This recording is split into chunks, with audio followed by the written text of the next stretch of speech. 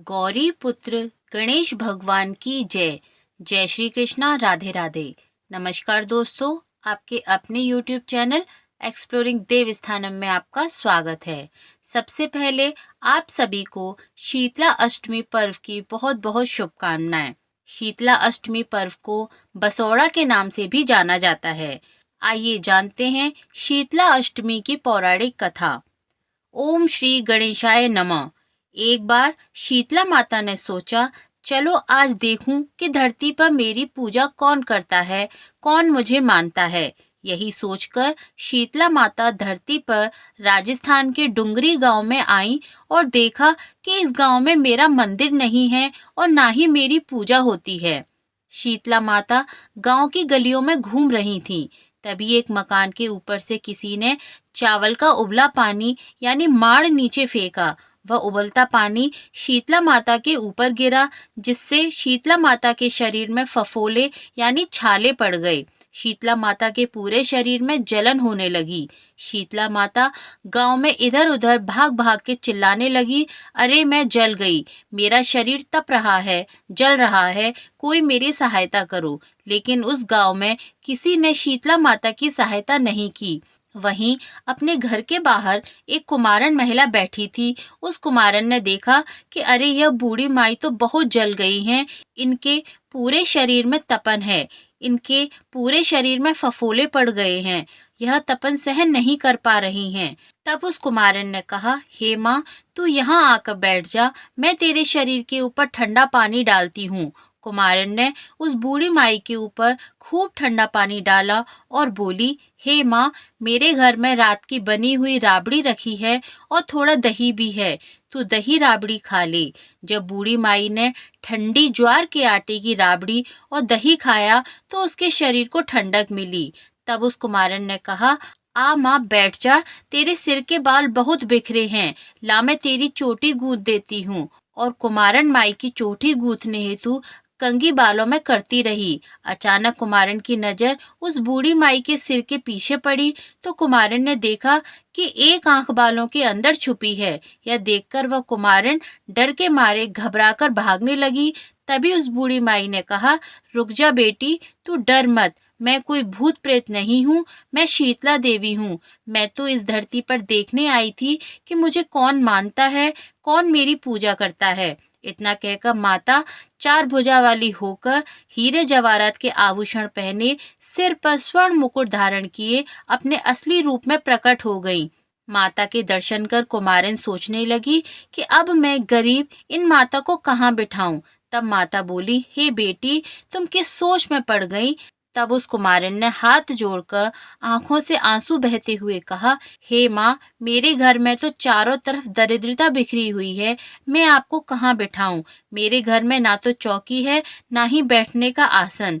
तब शीतला माता प्रसन्न होकर उस कुमारन के घर पर खड़े हुए गधे पर बैठकर एक हाथ में झाड़ू, दूसरे हाथ में डलिया लेकर उस कुमारन के घर की दरिद्रता को झाड़कर डलिया में भरकर फेंक गई और उस कुमारन से कहा, हे बेटी, मैं तेरी सच्ची भक्ति से प्रसन्न हूँ, अब तुझे जो भी चाहिए मुझसे वरदान मांग ले।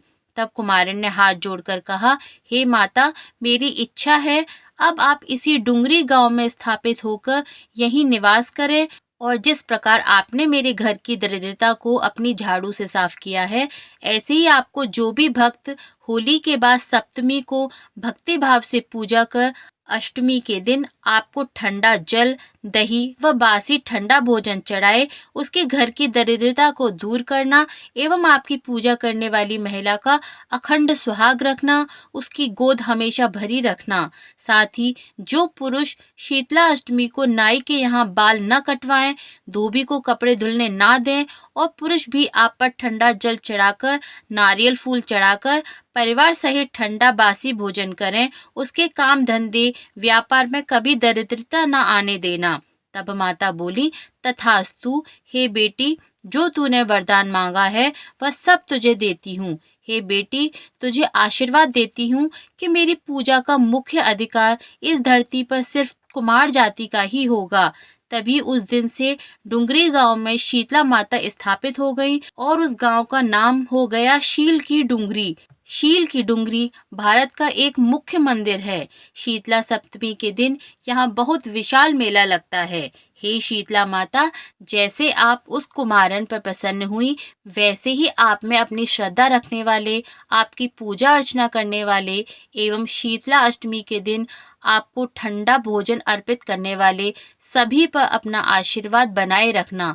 चलिए आइए जानते हैं शीतला माता की एक अन्य कथा। एक गांव में एक ब्राह्मण दंपति रहता था।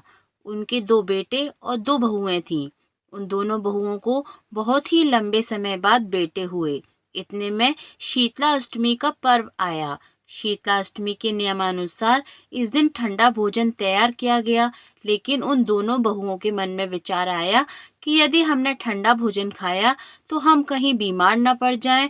अभी बच्चे भी छोटे हैं, कहीं वो बीमार न हो जाएं। ऐसे में उन दोनों ने चुपचाप अपना खाना खाने के लिए दो बाटियां पशुओं के दाना देने वाले बर्तन में बनाकर तैयार कर लीं। इसके बाद दोनों बहुएं अपनी सास के साथ माता शीतला की पूजा करके घर आईं और माता की कथा सुनी।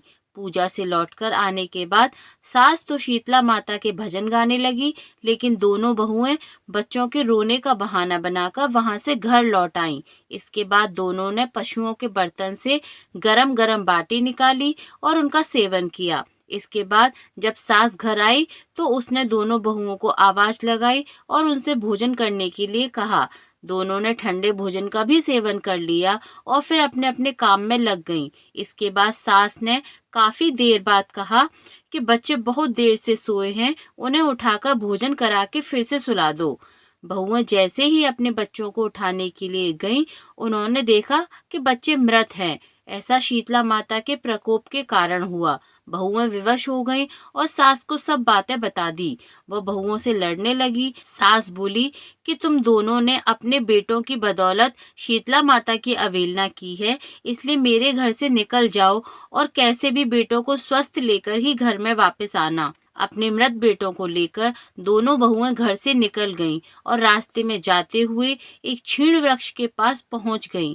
यह खेजड़ी के वृक्ष के नीचे पहुंची। इसके नीचे दो बहनें औरी और शीतला बैठी थीं। दोनों के बालों में बहुत जुएं थीं। वहीं दोनों बहुएं थक गई थीं। दोनों बहुएं औरी और शीतला के पास पहुंची। उन दोनों ने औरी और शीतला के सिर से बहुत सारी जुएं निकाल दी। जुओं का नाश होते ही औरी और शीतला ने अपने मस्तक में बड़ी शीतलता का अनुभव किया और उनसे कहा कि तुम दोनों ने हमारे मस्तक को शीतल किया है, वैसे ही तुम्हें पेट की शांति मिले। इतने पर दोनों बहुएं बोली कि हम पेट का दिया हुआ ही लेकर मारी मारी भटक रही हैं, लेकिन शीतला माता के दर्शन नहीं हुए हैं। शीतला माता ने कहा कि तुम दोनों ने पाप किया है, तुम दुष्ट हो, दुराचारिणी हो, तुम्हारा तो मुंह तक देखने योग्य नहीं है। शीतला सप्तमी के दिन ठंडा भोजन करने के बदले तुम दोनों ने गर्म भोजन कर लिया था। इतना सुनते ही बहुओं ने शीतला माता जी को पहचान लिया और दोनों ने शीतला माता को प्रणाम किया और गिड़गिड़ाते हुए बोली कि हमने अनजाने में गर्म खाना खा लिया, आपके प्रभाव को हम नहीं जानते थे, आप हमें क्षमा करें माँ, हम फिर कभी ऐसा नहीं करेंगे। उनके ऐसे वचन सुनकर शीतला माता प्रसन्न हुई और शीतला माता ने मृतक बच्चों को जीवित कर दिया। इसके बाद बहुएं अपने बच्चों को लेकर फिर से गांव लौट आईं। जब गांव के लोगों को पता चला कि शीतला माता ने उनको दर्शन दिए हैं, तो लोगों ने बहुत धूमधाम से उनका स्वागत किया और उन्होंने कहा कि हम गांव में शीतला माता के मंदिर का निर्माण कराएंगे। हे शीतला माता, जैसे उन दोनों बहुओं पर आपने अपनी कृपा दृष्टि रखी, वैसे ही हम सब पर रखना। ऐसा माना जाता है कि शीतला माता भगवती दुर्गा का ही रूप है। भारतीय उपासना पद्धति जहाँ मनुष्य को आध्यात्मिक रूप से मजबूत करती है, वहीं शारीरिक और मानसिक रोगों को दूर करने का भी इसका उद्देश्य है। कहा जाता है कि गर्मी के दिनों में शरीर में अनेक प्रकार के पित्त विकार भी प्रारंभ हो जाते हैं। ऐसी मान्यता है कि शीतला अष्टमी का पर्व रखने से छोटी माता का प्रकोप नहीं होता। शीतला सप्तमी और शीतला अष्टमी व्रत मनुष्य को चेचक के रोगों से बचाने का प्राचीन काल से चला आ रहा व्रत है। आयुर्वेद की भाषा में चेचक का ही नाम शीतला कहा गया है। अतः इस उपासना से शारीरिक शुद्ध, मानसिक पवित्रता और खान पान की सावधानियों का संदेश मिलता है। इस व्रत में अष्टमी के दिन कलश स्थापित कर माता का पूजन किया जाता है तथा माता से प्रार्थना की जाती है कि चेचक, गलघोंटू, बड़ी माता, छोटी माता, तीव्र दाह, दुर्गंध युक्त फोड़े, नेत्र रोग और शीतल जनित सभी प्रकार के दोष शीतला माता की आराधना पूजा से दूर हो जाएं। इस दिन शीतला स्तोत्र का पाठ शीतल जनित व्याधि से पीड़ितों के लिए हितकारी है। इस स्तोत्र में भी स्पष्ट उल्लेख है कि शीतला दिगंबर है, गर्दभ पर आरूढ़ है, शूप मार्जनी और नीम पत्तों से अलंकृत है। इस अवसर पर शीतला माँ का पाठ करके निरोग रहने की प्रार्थना की जाती है। हे शीतला माता, आप हम सब पर अपनी कृपा बनाए रखना। बोलिए शीतला माता की जय।